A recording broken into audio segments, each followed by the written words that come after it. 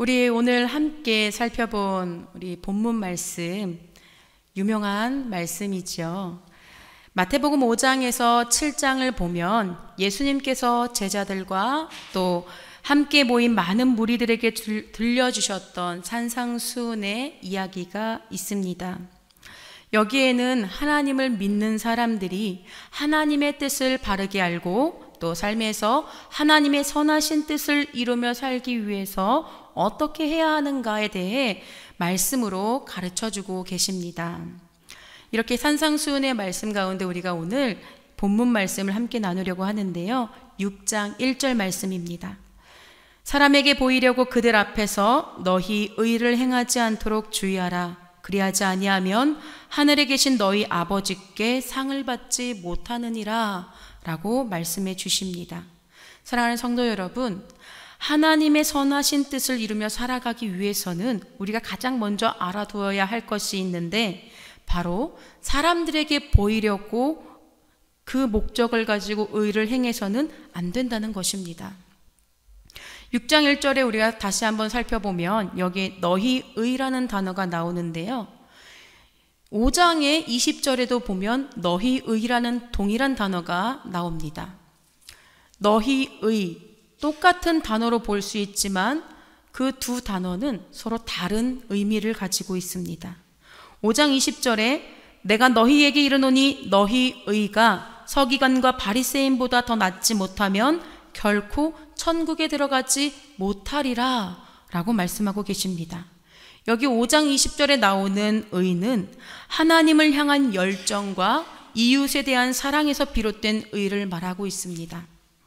이러한 의는 마음속 깊이 하나님을 진실로 사랑하고 그 사랑을 통하여 이웃에게 펼쳐서 이웃을 내 몸같이 사랑하는 데서 이루어질 수 있는 의입니다.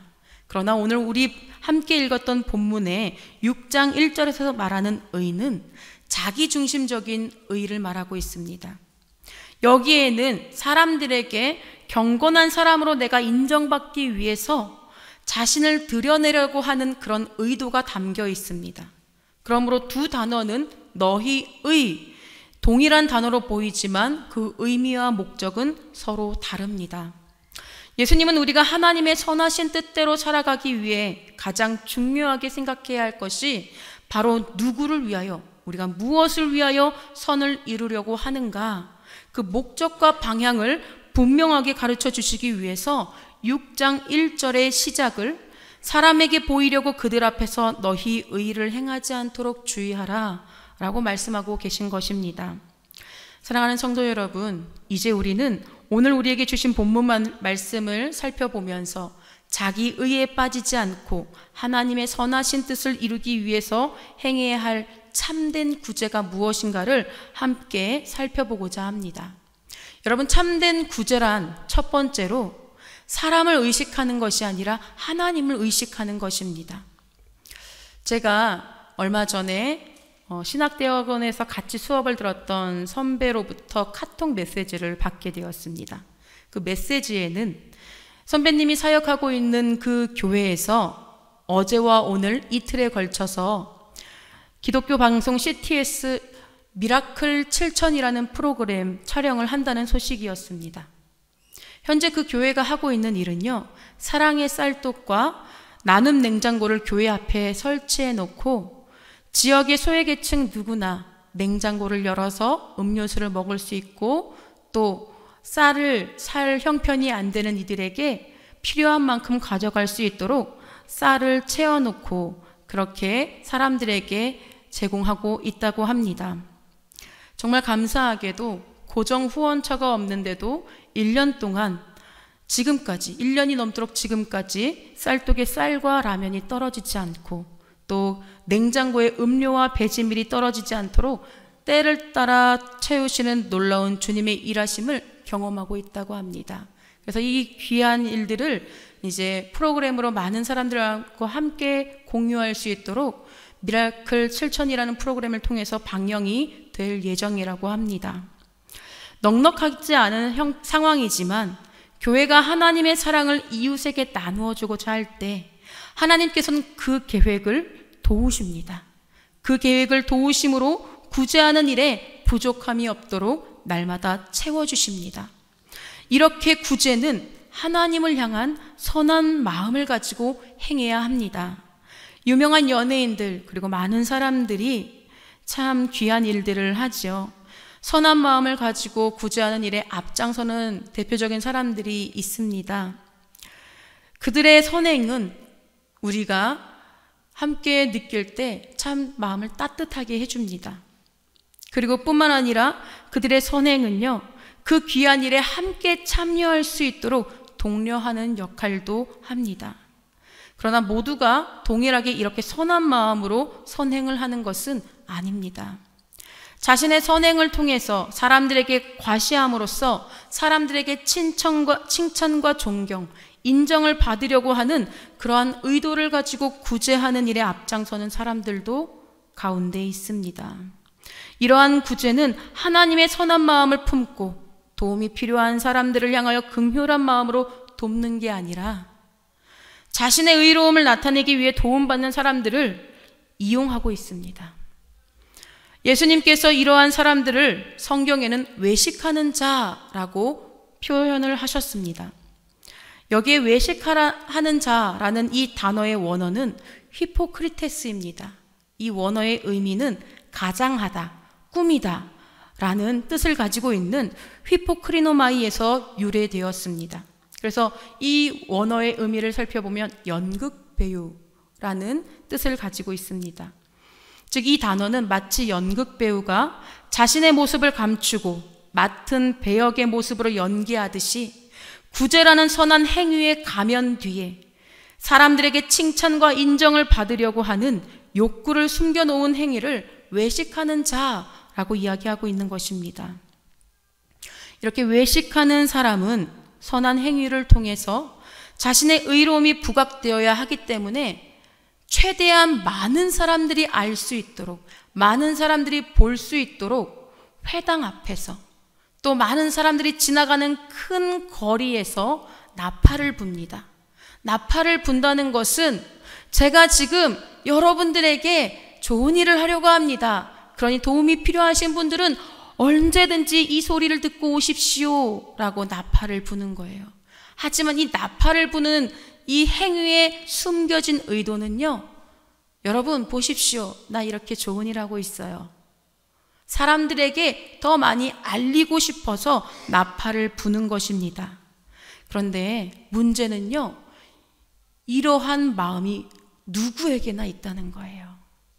우리 인간의 욕구 중에서 사람들에게 인정을 받고 싶어하는 욕구가 있습니다.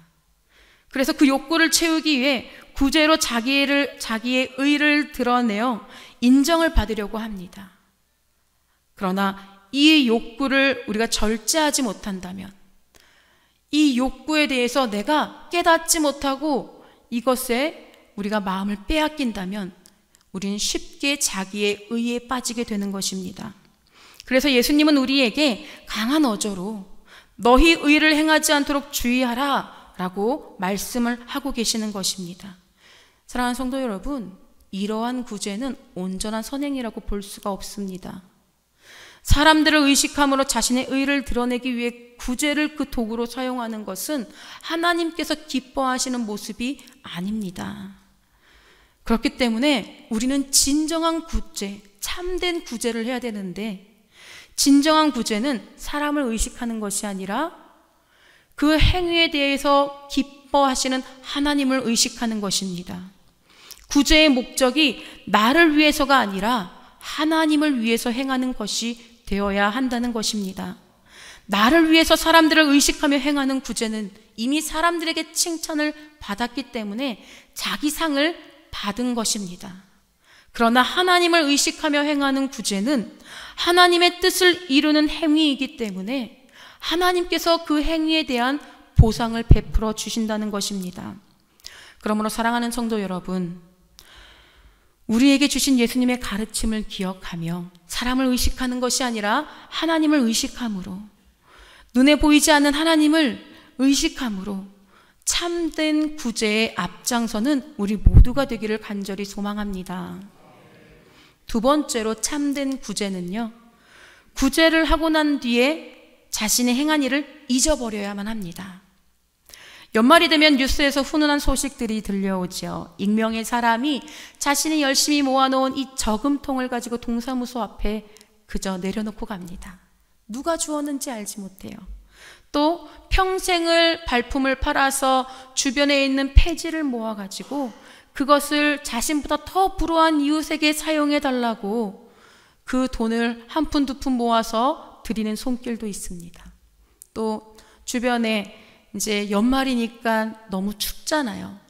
추운 겨울을 보내고 있는 사람들을 도와주기 위해서 또 열심히 후원금을 보내주시는 분들도 있습니다. 이러한 훈훈한 소식이 들리면 괜히 마음이 따뜻해집니다. 여러분도 똑같이 그렇게 느껴지시죠? 네. 여러분, 이분들의 공통점이 뭔지 혹시 아시나요? 네, 감사합니다. 이분들의 공통점은 자기를 드러내지 않았다는 겁니다. 자신의 선한 행위를 함에도 불구하고 자신의 이름으로 내세우지 않았다는 거예요. 오히려 감추고 은밀하게 그들은 자신의 행위를 이루었다는 거예요. 왜냐하면 그들은 당연히 해야 할 일이라고 여겼기 때문입니다. 그들의 구제는 어려움에 처한 사람들의 고통이 어떤 것인지 본인이 알기 때문에, 그래서 순수한 동정심에서 우러나오는 마음을 전했던 것이었기 때문에 그들은 사람들의 시선, 그 시선을 받으려고 하는 것이 아니라 오히려 그 시선을 받지 않는 자리에서 그 일을 남모르게 행하고 있습니다. 오히려 사람들의 시선을 받으면 그게 더 부담스럽게 느껴져요. 그래서 은밀하게 했는데요, 예수님께서는 이와 같이 구제하라 라고 말씀하십니다. 우리 3, 4절에 보면 너는 구제할 때에 오른손이 하는 것을 왼손이 모르게 하여 내 구제함을 은밀하게 하라 라고 말씀하십니다. 여러분, 우리 몸에 왼손과 오른손은 붙어 있어요. 함께 있습니다. 그런데 어떻게 오른손이 한 일을 왼손이 모르게 할 수 있을까요? 이 말씀의 의미가 무엇일까요? 방금 전에도 말씀드린 것처럼 내가 했던 행위에 대해서 잊어버리라는 거예요. 오른손이 한 일을 왼손이 거두려 하면 안 된다는 것입니다. 여러분, 마태복음 25장 31절에서 46절에 보면 예수님께서 이 땅에 다시 오실 때 모든 민족을 그 앞에 모으고 목자가 양과 염소를 구분하듯이 오른편에는 양에 속한 사람들, 왼편엔 염소에 속한 사람들을 분류하신다고 하셨습니다. 그리고는 오른편에 있는 사람들을 향하여서 이렇게 말씀하십니다. 내 아버지께 복받을 자들이여. 아멘이십니까? 내 아버지께 복받을 자들이 여기 다 계시지요? 아멘. 내 아버지께 복받을 자들이여, 나와 창세로부터 너희를 위하여 예비된 나라를 상속받으라 라고 말씀하십니다. 여러분, 이거만큼 큰 축복이 어디 있을까요? 아멘. 이들이 주님께 복을 받는 이유는요, 주님께서 줄이실 때 먹을 것을 주었고, 목마를 때 마시게 하였고, 또 나그네 되었을 때에 영접하였고, 헐벗었을 때에 옷을 입혔고, 병들었을 때에 돌보았고, 옥에 갇혔을 때에 와서 돌보았기 때문이라고 말씀하고 계십니다. 하지만 오른편에 있는 사람들은요, 자신들이 이전에 행했던 어떤 선한 행위도 기억하지 않고 있었습니다. 그래서 우리가 언제 했습니까? 오히려 물어보는 거예요. 예수님, 우리가 언제 그렇게 행동을 했었지요? 물어보는 겁니다. 기억이 오래 못 가서 그럴까요? 아니에요. 너무나도 당연히 해야 할 일이었기 때문에 그것을 중요하게 여기지 않았다는 겁니다.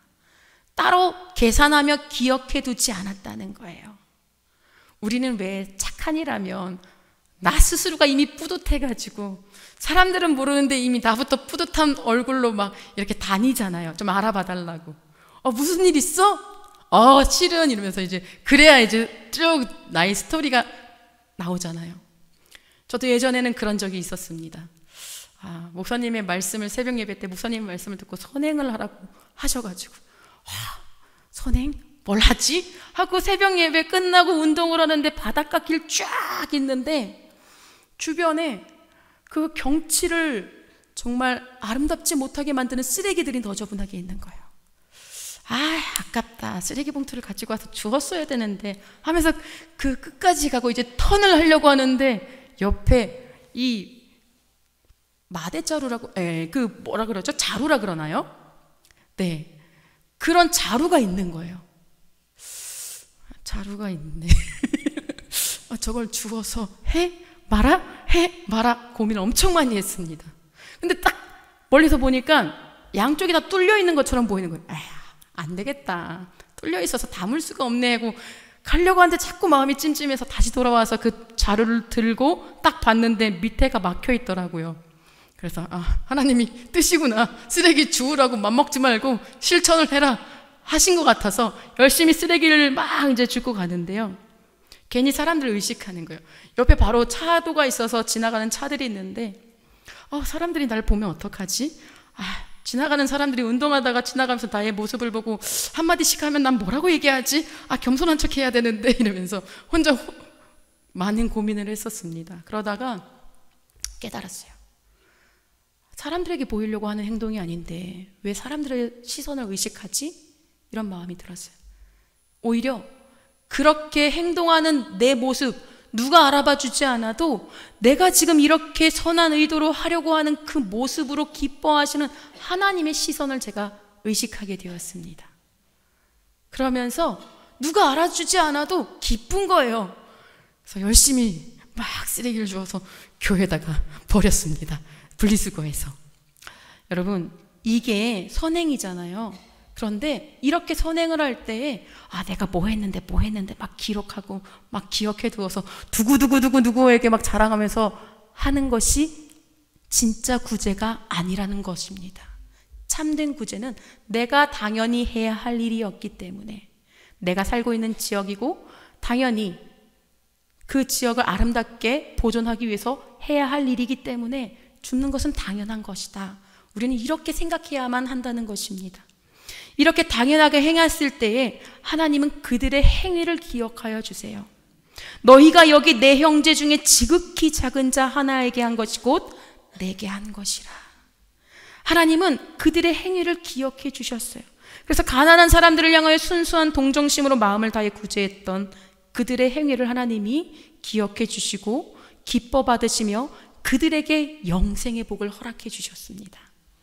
바라기는 이 영생의 복, 우리 이곳에 있는 우리 성도님들 모두에게도 동일하게 누리시기를 간절히 소망합니다. 사랑하는 성도 여러분, 선한 마음으로 가난하고 소외된 이들을 긍휼의 마음으로 섬길 때 하나님은 반드시 우리의 구제를 잊지 않으시며 하나님의 복으로 우리에게 베풀어 주십니다. 여러분, 이럴 때 우리가 반드시 기억해야 할 것은 오른손이 한 일을 왼손이 모르게 하라. 은밀하게 구제하라. 이 사실을 분명하게 기억하시고 선한 하나님의 뜻을 이루어가는 여러분들이 되기를 소망합니다. 마지막으로 하나님의 사랑에 감사하는 마음으로 하는 것이 참된 구제입니다. 참된 구제의 가장 기본이 되는 밑바탕은 바로 하나님께 받은 사랑과 은혜에 감사하는 마음으로부터 출발해야 한다는 것입니다. 여러분, 몇몇 사람들은요, 이 구제에 대해서 오해를 하고 있는 게 있어요. 마치 구제를 투자로 생각해요. 여러분, 투자가 뭔지 아시죠? 주식 투자, 부동산 투자 뭐 이런 거 말고요. 네, 이 투자 자체의 의미를 보면요, 적은 돈을 내어서 큰 돈을 얻는 게 투자예요. 이 투자에는 반드시 수익이 보장되어야 합니다. 그런데 이 구제를 투자와 같이 생각하는 거예요. 내가 적은 일에 행하면서 하나님의 큰 보상을 바라는 심리, 이게 바로 구제를 투자로 여기는 모습입니다. 하나님, 저 이거 했어요. 하나님, 저 기도 제목 다 응답해 주실 거죠? 하나님, 저 이렇게 했어요. 하나님, 저 예뻐해 주실 거죠? 저 원하는 거 다 해주실 거죠? 그럼 이게 바로 투자잖아요. 보상받을 것을 기대하는 마음으로 내가 선한 행위를 하는 것, 이것이 바로 투자입니다.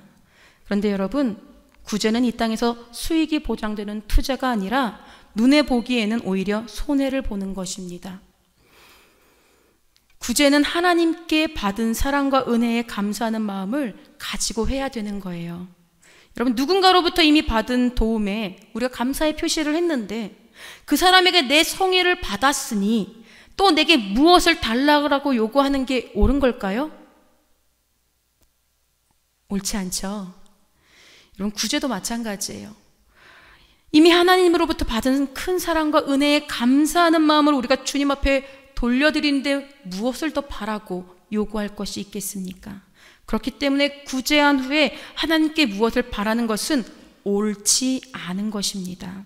그것은 손해도 아니고 일방적인 희생도 아닙니다.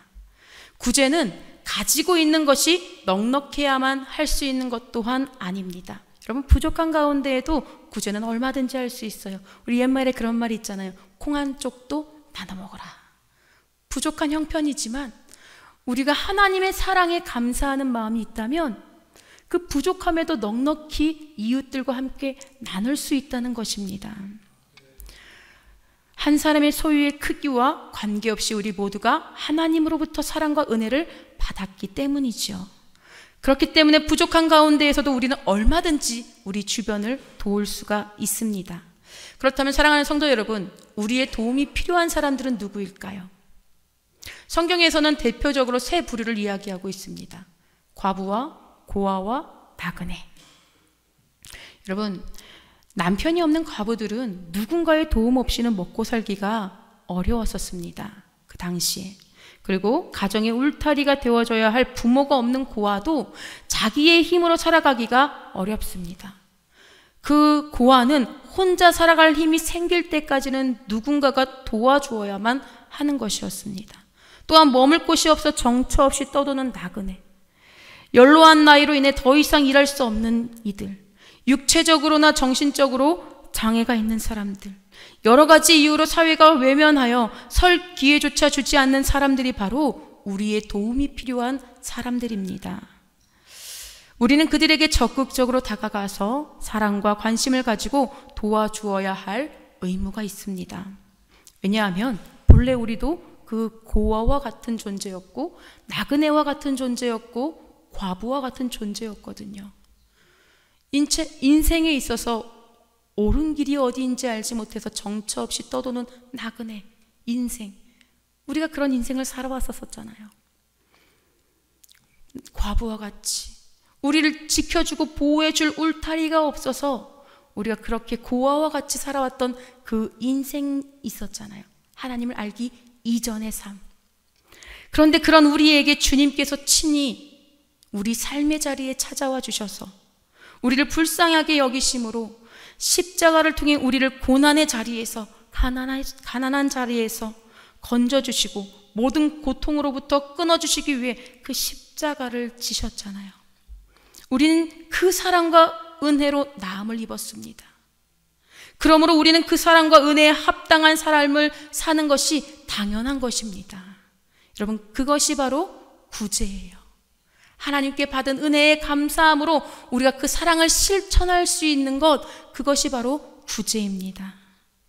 사랑하는 성도 여러분, 이전의 삶에서는 내가 중요했고 또 내 형편이 중요했고 또 나의 삶의 만족과 유익을 위해서 살아왔던 우리의 인생이었다면 이제 하나님의 사랑을 받은 우리가 그 은혜에 감사함으로 우리 삶의 자리에서 바라봤던 그 시선을 돌리길 바랍니다. 누구에게로요? 하나님께로요. 하나님께로 우리의 시선을 돌려서 하나님의 선하신 뜻이 무엇인지를 구하고 그 뜻을 우리가 삶의 자리에서 이루어가는 것, 그것이 바로 참된 하나님을 믿는 사람들의 모습이 아닐까 싶습니다. 그 시선을, 이제 하나님을 바라봤던 시선을 가지고, 그 마음을 가지고 여러분의 이웃을 살펴주십시오. 여러분 주변에 있는 사람들에게 여러분의 손을 펴서 가지고 있는 것을 아낌없이 나누어 주십시오.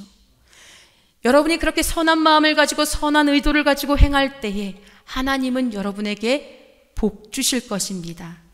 이 복은요, 내 삶의 형편이 나아지고 내가 출세하는 복이 아니라요, 이 복은 끝까지 하나님의 사람으로서 하나님의 사랑을 삶의 자리에서 실천해 나갈 수 있도록 우리 이 두 손에 하나님이 채워주시는 은혜가 부족해지지 않도록 끊임없이 하나님이 우리에게 부어주시는 복, 끊임없이 우리의 이웃을 향하여 나누어주고 섬길 수 있도록 아낌없이 부어주시는 그 은혜의 복을 하나님이 우리에게 주실 것입니다.